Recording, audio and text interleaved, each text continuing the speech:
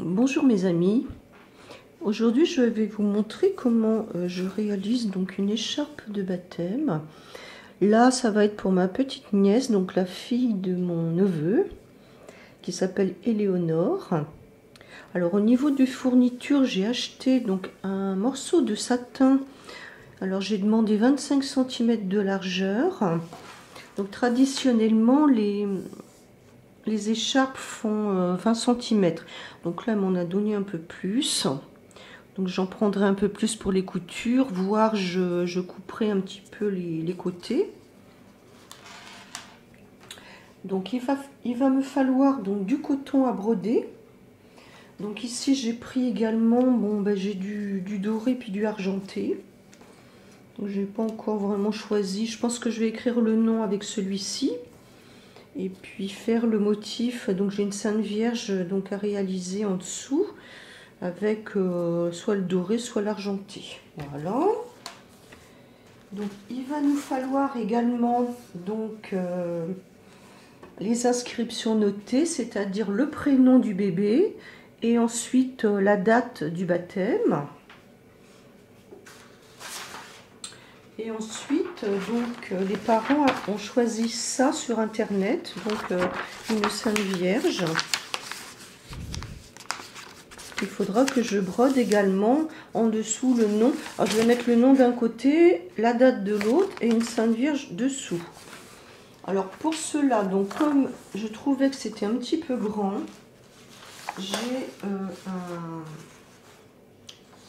j'ai une imprimante qui fait photocopieur et j'ai réduit ici, je l'ai imprimé à 85% pour réduire un petit peu donc le format des écritures. Voilà. Et j'ai fait également la même chose pour la Sainte Vierge. Voilà.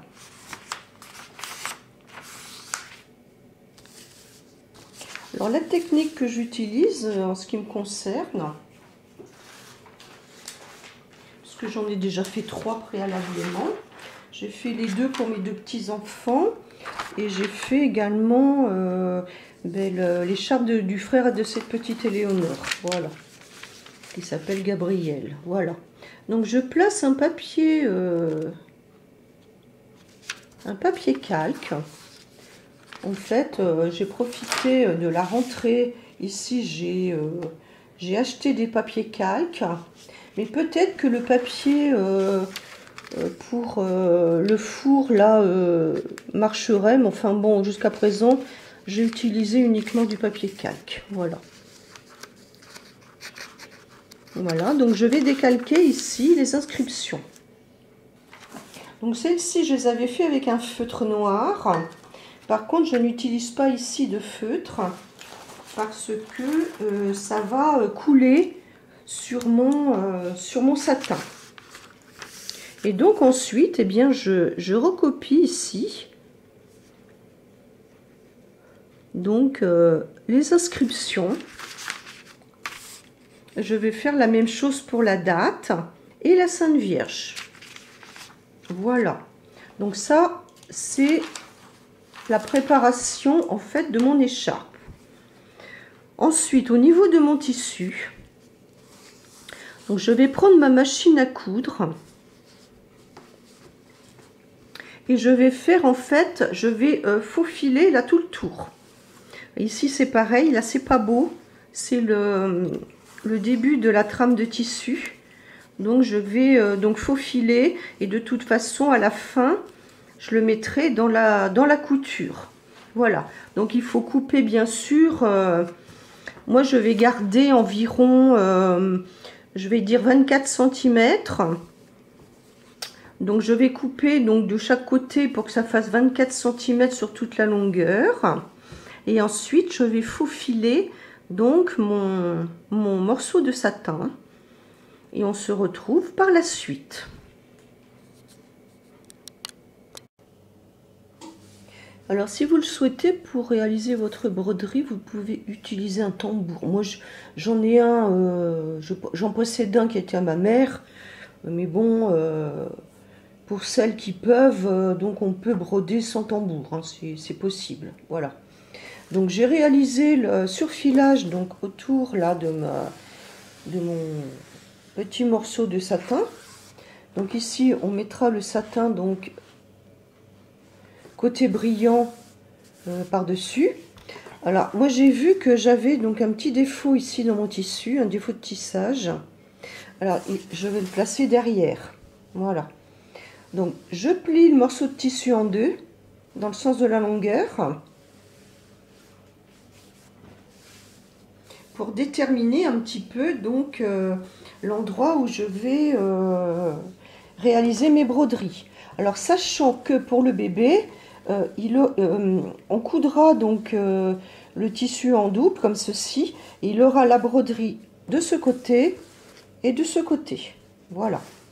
Donc pour tout définir, je vais devoir donc épingler la fin ici de mon tissu. Je vais donc signifier ici la moitié du morceau de tissu.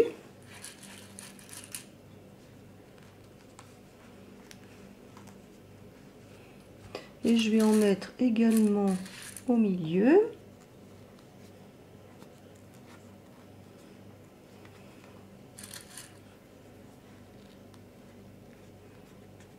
Voilà, comme ceci.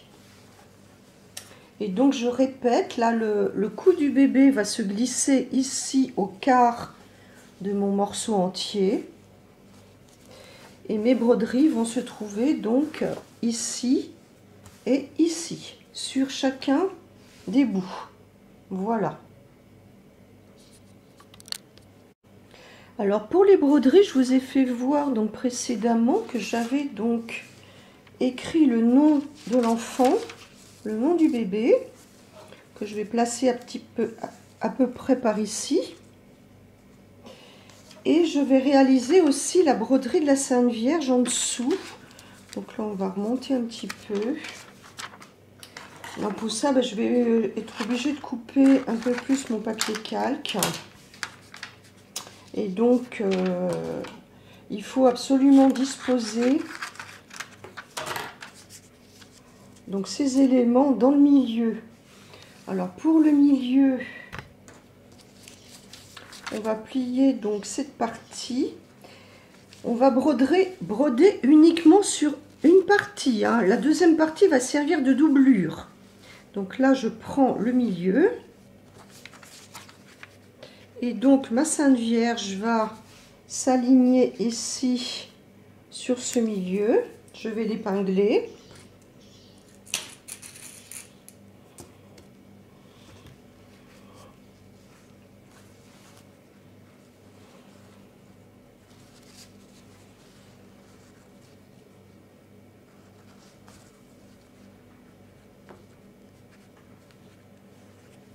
Donc voici le milieu. Donc je la mets pas trop en bas parce que après il va falloir que je fasse un petit ourlet ici parce que c'est le piquage du rouleau de tissu. Sinon on va voir les petits trous. Donc je vais la positionner à peu près à ce niveau-là. Donc en prenant bien sûr toujours la partie supérieure de mon tissu de satin.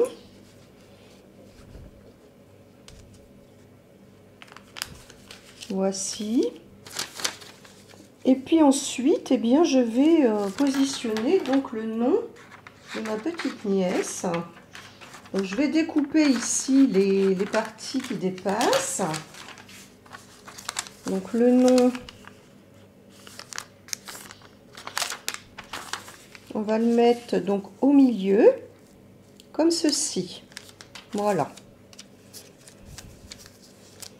Donc après, il faut bien regarder si l'écriture est bien droite. Et donc là, j'épingle également sur uniquement la partie supérieure de mon tissu.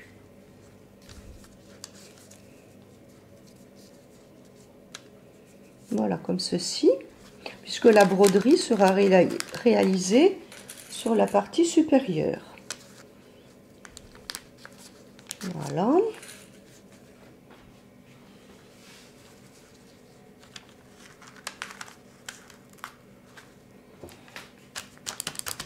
Je vais faire la même chose de ce côté-là. Donc comme je sais que je vais positionner donc les mêmes dessins, donc je vais tailler donc encore sur les parties qui dépassent ici au niveau de mon papier calque. Voilà. Je vais repérer également donc la moitié sur ce morceau de tissu pour pouvoir bien aligner après mes motifs. Donc là, ça va être un petit peu plus compliqué parce que il va falloir dédoubler le tissu. Donc je vais épingler ma Sainte Vierge donc à peu près, parce que là je vais faire au niveau de la couture ici de ce bas juste un petit piqué ici, voilà.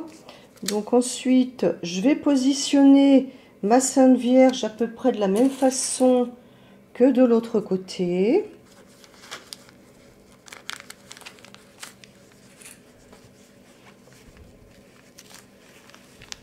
Alors ma méthode, c'est pas une méthode à main levée, hein, parce que je ne veux pas faire de traits de crayon sur donc le tissu, parce que après j'ai peur que ça ne s'en aille pas. Voilà. Donc là ça va être pareil, je vais découper ce qui dépasse à peu près de façon égale de chaque côté. Je plie pour avoir le milieu.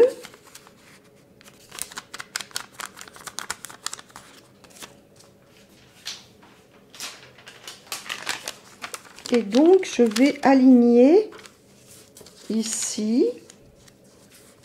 Alors bon, mon papier n'est pas très droit. Et l'important, c'est que j'aligne en fait l'écriture. Voilà, donc je vais épingler de la même façon sur la partie supérieure de mon tissu. Voilà, comme ceci.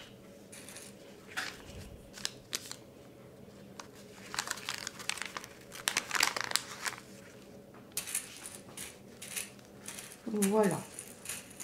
Donc on arrive à la fin des positionnements.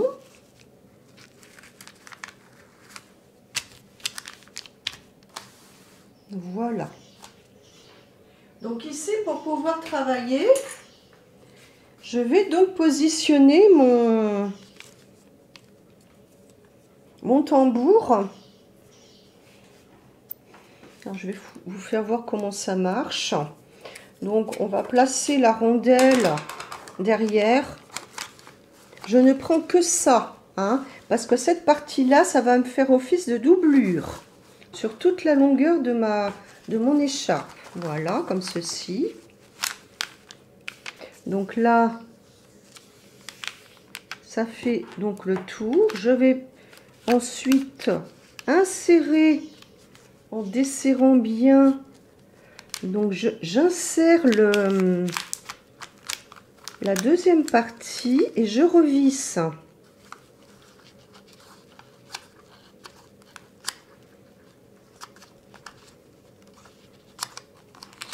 Et voilà. Donc là, on est prêt à travailler. Donc au niveau de cette broderie d'écharpe. Donc pour réaliser la broderie, il va nous falloir donc du fil à broder. Ici c'est du perlé numéro 8 de la marque ISP que l'on trouve en mercerie et sur internet également.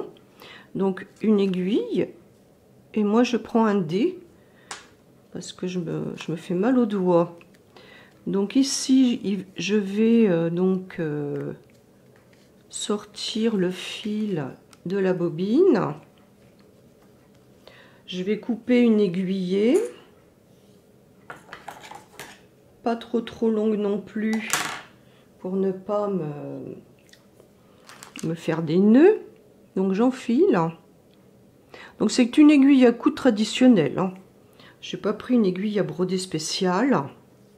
Et puis bon, ben vous verrez que ma technique, bon, ben, c'est un petit peu à l'emporte-pièce, hein. C'est un petit peu une broderie pour les débutants ou les nuls, hein, parce que moi, j'en avais jamais fait préalablement, donc j'ai vu ma maman faire, voilà. Donc, eh bien, je vais piquer. Donc là, le texte et la date, je vais les mettre en petite croix. Donc, je vais piquer ici au début de mon 2. Et puis, ben, je vais faire des petites croix. Voilà. Donc, je pique à travers le papier. Et puis, quand on aura brodé donc toutes les inscriptions, le papier se déchire très très facilement. Donc voilà, il suffit donc de continuer la petite croix.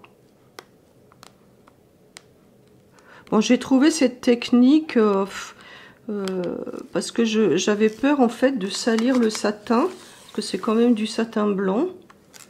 Donc là, je termine donc ma petite croix. Voilà.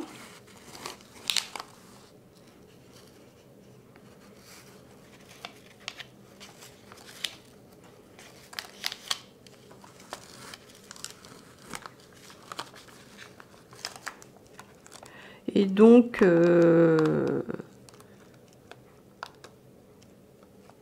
voilà, bon, bah, la première que j'ai réalisée, c'était pour ma petite fille Héloïse. Donc là, c'est pour ma petite nièce Éléonore. Mais je n'avais pas l'habitude de le faire. Alors effectivement, il y en a beaucoup qui sont vendus sur Internet, mais c'est pas fait à la main, quoi. C'est fait avec des machines que l'on programme. Voilà.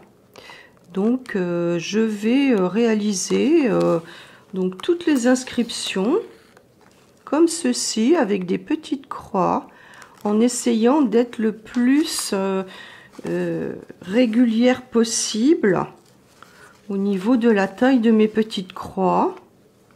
Voilà. Et je vous rappelle que je ne prends que la partie supérieure du tissu qui est plié en deux, et l'autre partie servira de doublure. Voilà, donc eh bien nous réaliserons ici donc les petites croix. Bon, c'est un travail un petit peu long, quoique c'est pas, ça va pas nous prendre 15 jours non plus. Donc on peut le faire dans la journée en fait, puisque c'est uniquement le contour là des chiffres et des lettres, et je ne fais pas de remplissage. Donc voilà. Donc je vais piquer ici par contre, parce que hop, voilà. Donc on se retrouvera donc à la fin de ce travail pour la date et pour le prénom, parce que la Sainte Vierge, je la ferai au point de tige. Voilà. Donc je vous remercie là pour cette partie, et on se retrouve lorsque j'aurai terminé donc la broderie sur la date et sur le prénom. Merci.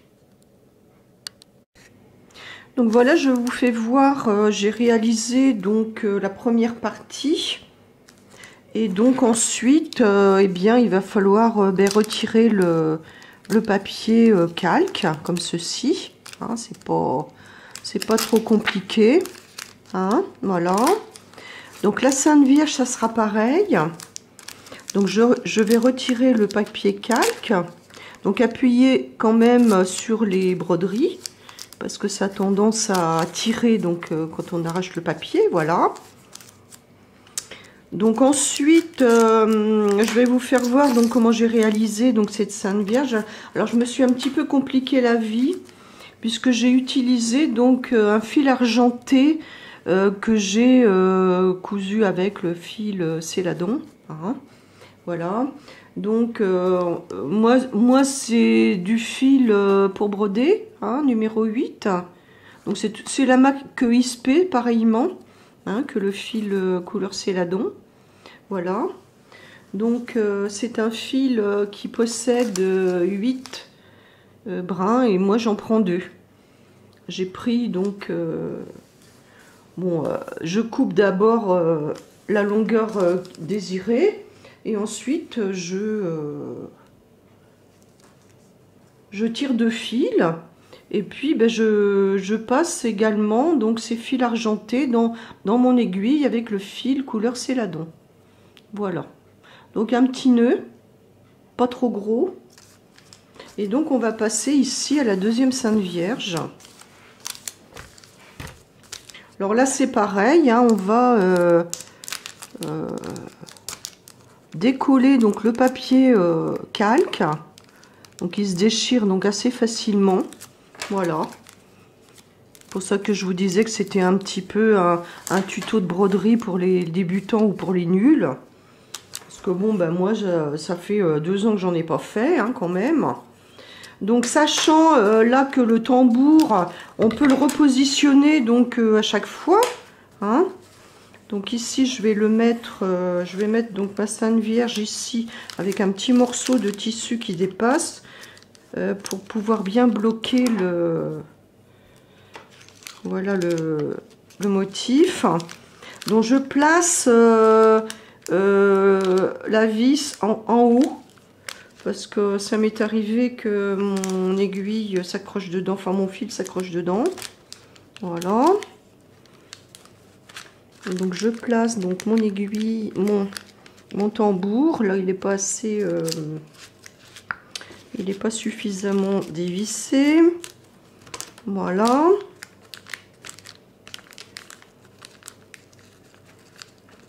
Donc je revisse. Alors ce satin là c'est embêtant parce que il s'effiloche malgré que je l'ai faufilé donc à la machine. Bon c'est un petit peu...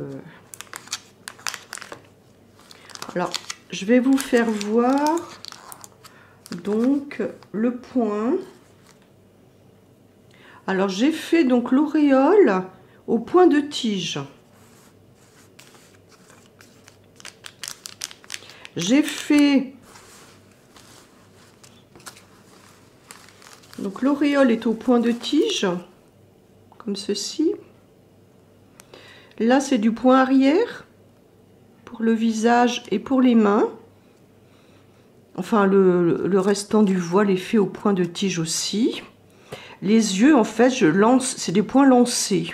Le sourcil aussi, le nez c'est du point arrière, la bouche c'est du point lancé. Voilà, donc je vais zoomer et je vous fais voir comment je procède. Donc voilà, nous y voici. Donc moi je vais commencer ici. Alors je pique par-dessous. Donc ici ça va être le point de tige que je vais vous montrer. Alors bon, essayez tout de même de faire des points le plus régulier possible pour que ça soit plus joli. Bon, moi, ce qui me concerne, je n'ai pas très bien réussi puisque là, ils sont un peu grands.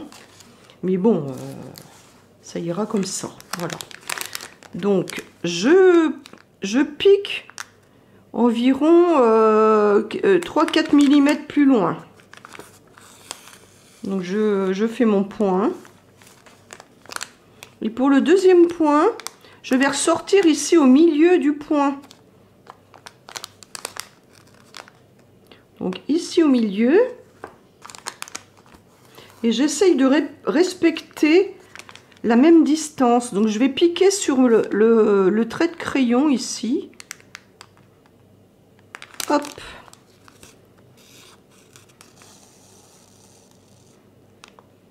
Alors il faut toujours piquer du même côté.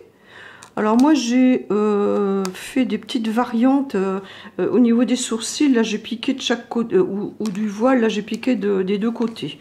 Enfin ça dépend. C'était pour faire un petit peu au niveau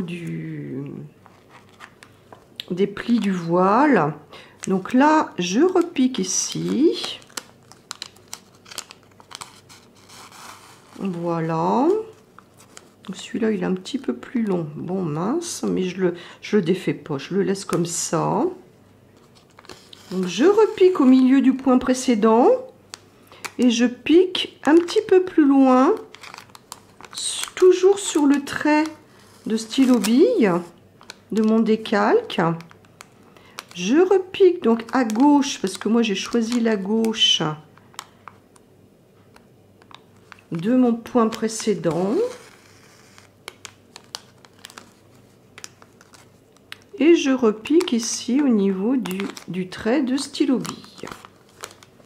Alors bon, j'ai l'inconvénient ici avec mes épingles de m'accrocher dans les épingles, bien sûr.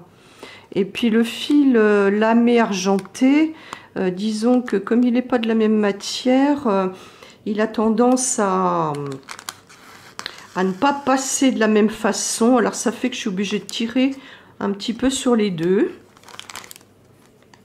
Donc je pique ici donc un point plus loin, toujours sur mon trait au stylo bille. Je reviens piquer au milieu de mon point précédent sur le côté gauche. Donc là, il y a un petit... Voilà. Donc les fils ont tendance à ne pas passer de la même façon. Donc bon, bah, je me suis compliqué la vie, bien sûr.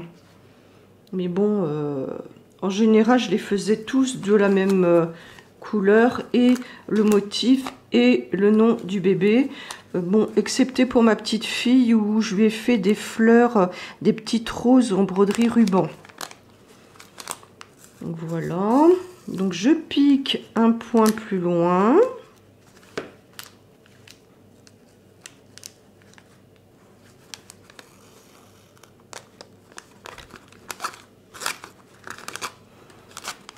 Donc je tire bien par derrière. Je viens repiquer en arrière à la moitié du point précédent.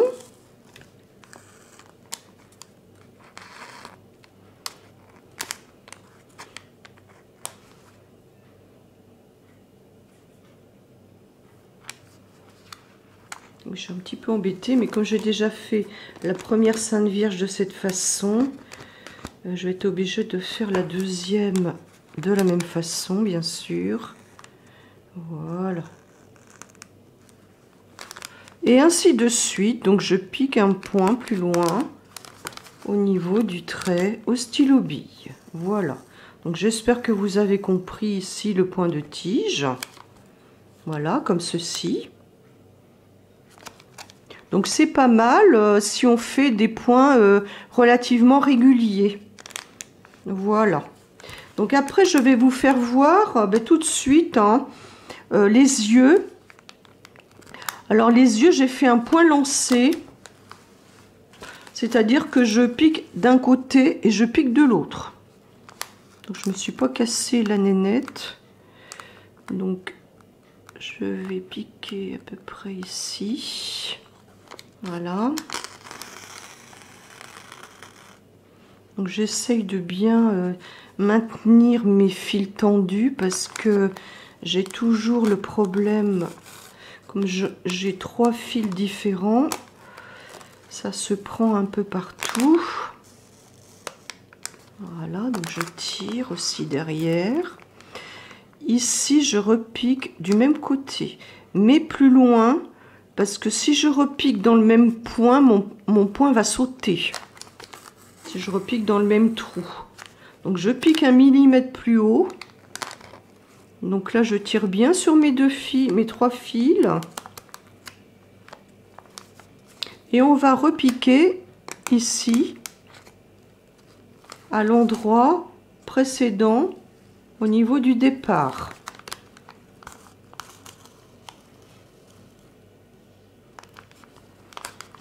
Voilà. Donc ici, je vais piquer là aussi 1 millimètre plus haut. Et je vais faire un 3e point lancé pour terminer donc cet œil.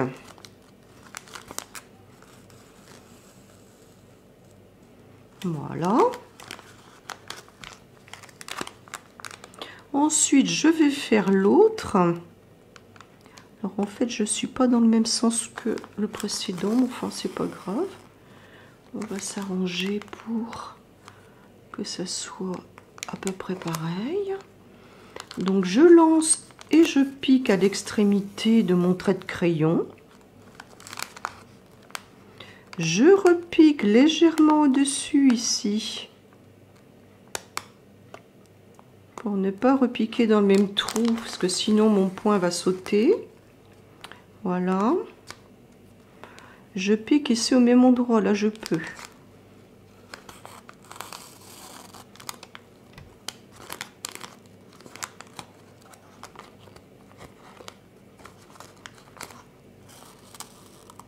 Voilà.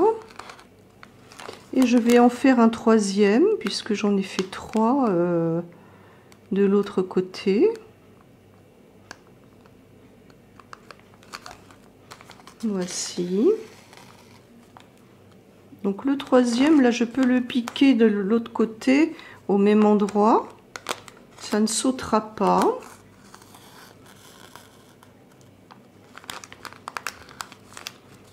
Et je vais faire le sourcil de la même façon. Il faut que je pique ici au niveau, à l'extrémité. C'est pas facile. Voilà, à l'extrémité de mon trait de crayon. Donc je tire bien mes fils et je fais juste un point ici. Voilà. Et de l'autre côté, je vais le faire un peu plus plat parce que voilà, sinon on dirait qu'elle fronce, qu'elle n'est pas heureuse, qu'elle n'est pas contente. Alors donc je le fais ici et je pique donc au niveau de mon trait de stylo bille. Voilà. Donc voici les yeux. Pour faire le visage, j'ai utilisé un autre point. Alors, je vais faire donc le visage ici, le nez au point arrière. Alors, la bouche, ça va être le point lancé comme les yeux. Hein. Voilà. Alors, le point arrière, là, je pique ici à cet endroit d'intersection. Je vais faire également les mains au point arrière. Donc je pique en arrière ici. Hop.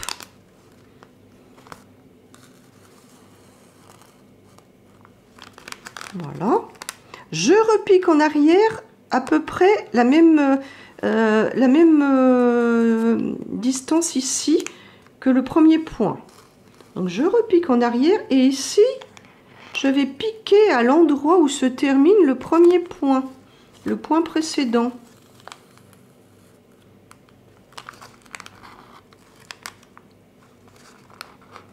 Donc je continue encore.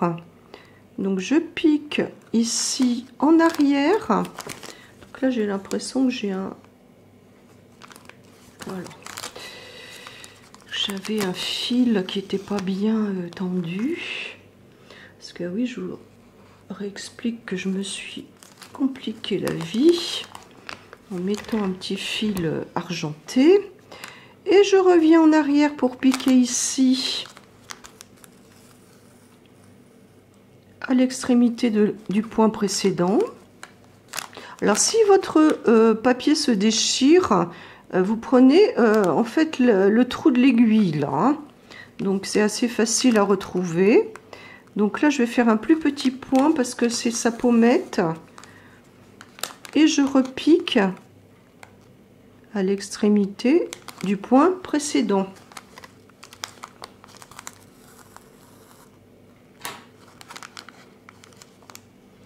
Alors, je pique en arrière ici, au niveau de la joue. Donc, je tire. Et je reviens à l'extrémité du point précédent. Donc là, j'ai mon fil qui vient de se désolidariser.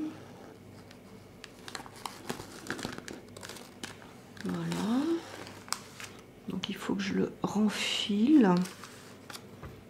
Il faut que je le renfile donc en même temps que les autres. Ce qu'il y a, c'est qu'ils sont assez faciles à enfiler ces fils lamés parce qu'ils sont un peu plus durs. Donc voilà. Je continue donc ma joue. Je vais ici à peu près à la distance d'un point, des points précédents. Je repique à l'extrémité du point précédent.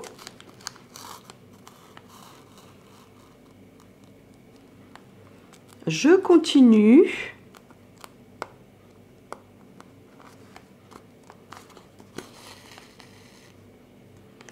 Je reviens piquer à l'extrémité du point précédent. Donc je vais faire tout le visage de cette façon.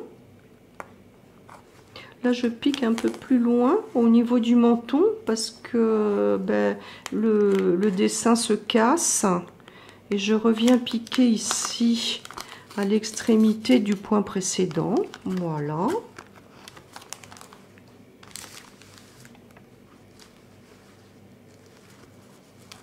Donc à ce niveau, je vais faire la bouche. Enfin non, je vais continuer mon point arrière pour terminer le visage. Je reviens piquer à l'extrémité du point précédent. Je continue, donc j'avance en arrière, enfin je recule en arrière.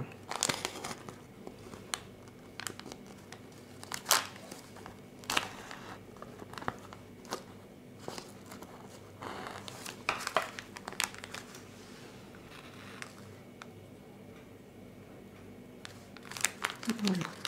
Mon fil ne passe pas bien. Voilà. Et je reviens piquer à l'arrière du point précédent. Et là, je vais faire mon dernier point ici.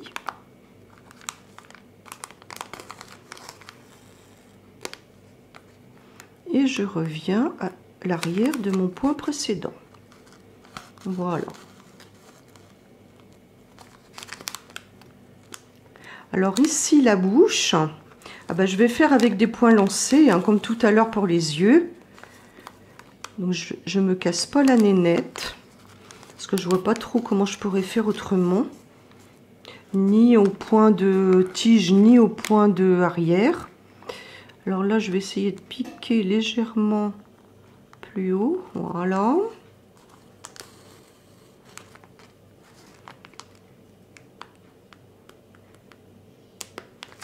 Voilà.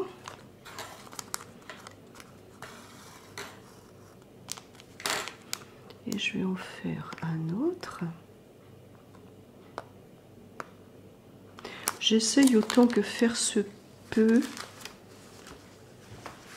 que mes deux Saintes Vierges soient identiques. Voilà. Donc je sais pas trop combien de points j'ai fait à la première. Bon, on va en faire un deuxième, un troisième, comme ceci.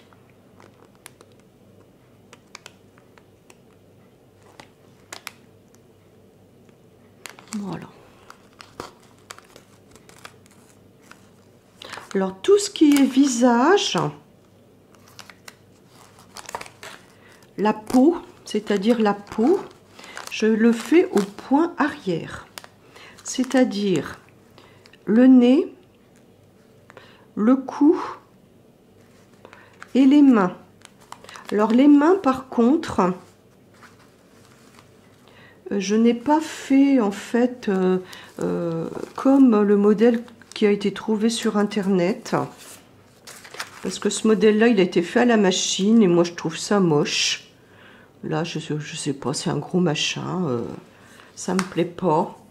Alors en fait j'ai brodé, donc vous voyez le point arrière, donc c'est des petits points, c'est plus fin en fait que le point de tige. Le point de tige, j'ai fait tout ce qui concerne le voile et l'auréole. Voilà, tout le tour comme ça. Et ici, au niveau de la main, eh bien, j'ai fait des points arrière.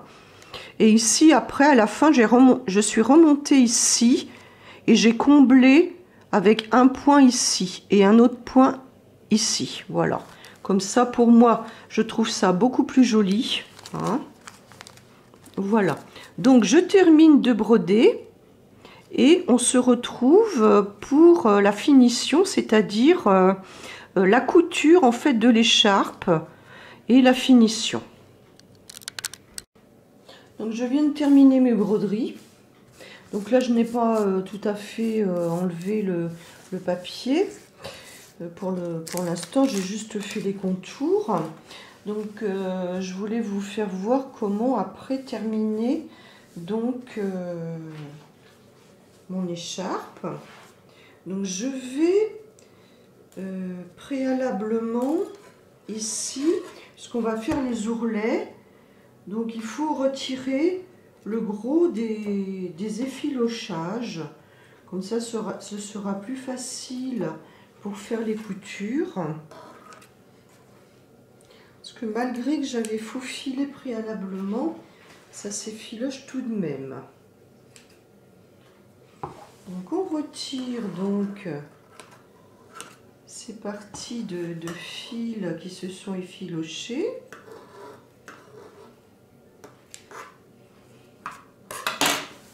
Et ensuite, je vais donc retourner mon écharpe sur l'envers.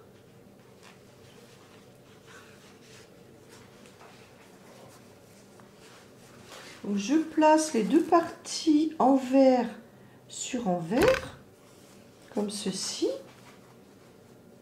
Donc, je vais épingler tout le tour. Donc, je vais épingler tout le tour. Et ensuite, nous allons réaliser donc les coutures. Donc moi, j'ai la chance d'avoir une machine. Donc, il faut bien que j'accorde mes deux parties.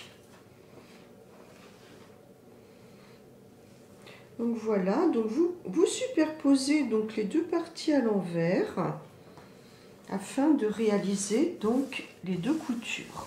Voilà. Donc ici, on tombe à peu près au niveau de l'épinglage que j'avais fait tout à l'heure.